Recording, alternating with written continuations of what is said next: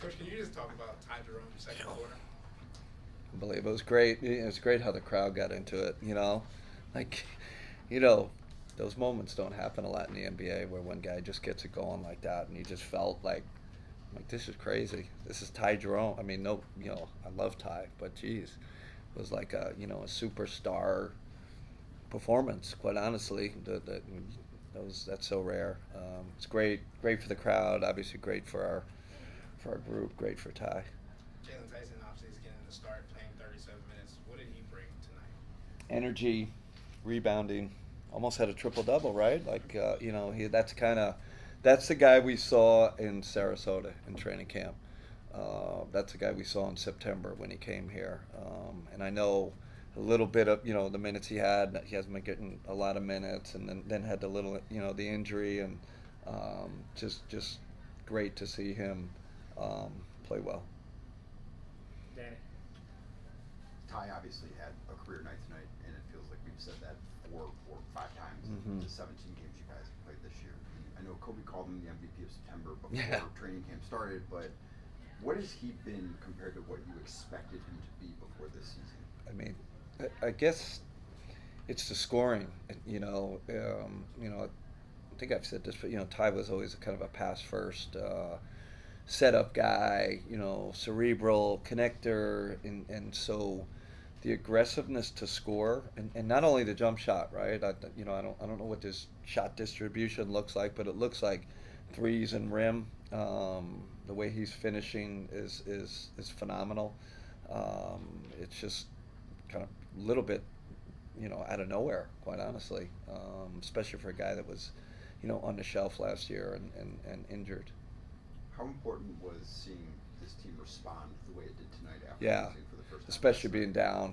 I've seen these games lost like the other teams have a lot of guys down and injured, and maybe there's not that you're coming off a tough loss, all the kind of thing, but it showed great maturity from our group, led by our vets. I thought the start of the third quarter, we challenged the guys. Our defense again was a little leaky in the first half, and Evan and Ja set the tone in that third quarter. You kind of run it yourself when you're playing teams that are resting guys. Sometimes other teams rest guys too. Yeah. For Jalen to play with most of the members of the roster that play regularly, how Yeah. important was that for him to do that and not just play alongside guys who were also on the reserves? I'll give our assistant coaches credit. They really pushed to put him in the starting lineup, and I was fighting it. I said, "Wait a second, he hasn't really played at all. I'm not, I was a little pretty unsure," and they pushed and pushed. I was in the elevator with Damari Carroll, and he goes, "Hey, we got to start Jalen because it's important for a young guy to be around vets to start," and I thought that was great. That's why you have a staff, and it's a great suggestion that really helped him get off to a good start. Going off of that with Jalen tonight, what type of advice are you or maybe some of the assistant coaches giving him before getting him started? I don't know. It's kind of in the NBA. It's like you're a pro. Not like there's no like, hey Jalen. There's no really. We just kind of throw it up on the matchup side. You're starting. There was no phone call, or especially with a rookie, it kind of works that way. We don't make a big deal out of it. Be interesting to see what he says, if he was surprised or. But sometimes it's best not to make a big deal out of it. So I guess that strategy worked tonight. What's that? Kenny, first time all season, 3 days in a row without a game. How are you feeling about that, and how nice is it for you? I'm going to Florida. I'm out tonight. No, it's good. We need the physical rest. Obviously, is super important, but the mental getaway is going to be huge. I keep saying 17 games in 29 days it's a lot, and we need it. But I told the guys, I said, man, start out 16-1. It's really something to you'll look back on like the rest of your life, really, like 15-0, and then they won't forget it. Incredible, really happy for the guys, and glad they're being rewarded with these 2 days. And 2 days off is Tuesday. We're not practicing. There's no, they want to come in and get shots or whatever, but no practice. And off for the media too. You guys are off. No, you don't have to come in. He's joking. Come in. Nick Paul, ESPN Cleveland. You guys were down a couple of key components in tonight's game. How impressed were you with the bench? Doing 48 points. Super impressed.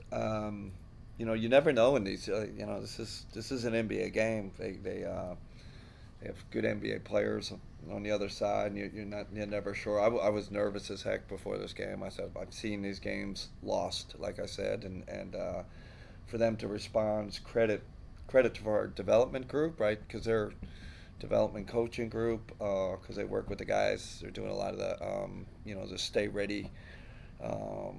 Prepare. Credit to our performance team that keeps them ready physically. It's tough. All of a sudden, you're not playing. Boop, thrown in. Now you're playing 37 minutes. So great. Really happy. Tristan too gets in there and performs well. I love games like this. You really can. Everybody on the roster gets involved. It's great for chemistry. Jack. Pre-game, you talked about wishing that you could have gotten Evan more involved in the fourth quarter against the Celtics. Yeah. The first quarter here, he led the team in shots. Was there a Yeah, concerted effort? yeah, that was a concerted. We ran the first play for him. We have to find a better balance. I have to find a better balance between our great guard play, our great perimeter play, and then getting him and JA more involved, and especially with these teams that switch everything and try to beat you with the 5-out. We need to beat them in the paint, and Evan's a big part of that. So that was definitely intentional. Why was it so important, like today, for you to come out after that game? I think it makes a statement to him, right? Like, hey, it's a little bit like the head coach putting up his hand. Like, and I told him during the scout, the pregame today, that fourth quarter, I felt like it was on me. I did not call your number, and we'll do a better job. And then I followed that up, like, okay, and then the players felt it, right? They started getting them involved. So sometimes we need a wake-up call, and it's hard on this team because we're so talented with our guard play. But if we're going to get to the next level, we're going to take that next step. We need that balance with Evans, interior and perimeter play. Last one, Joji. Coach, you mentioned Tristan. Yeah. And I think he had a season high in points and rebounds tonight. What has he meant to you guys, not just on the floor but off? Well, first, he's meant a lot to me because he's 14 years in the league, right? We're almost like, equals. Like, he's got a championship under his belt and knows the city of Cleveland. He knows the environment here. He knows the club. So that's helped my transition a lot. And then the guys in that locker room respect the heck out of him. So when we're not taking something seriously enough or excuse me, not executing, he's on us, and he's on me, and you need that toughness, you need that know-how, in the locker room to and it's been really, really great.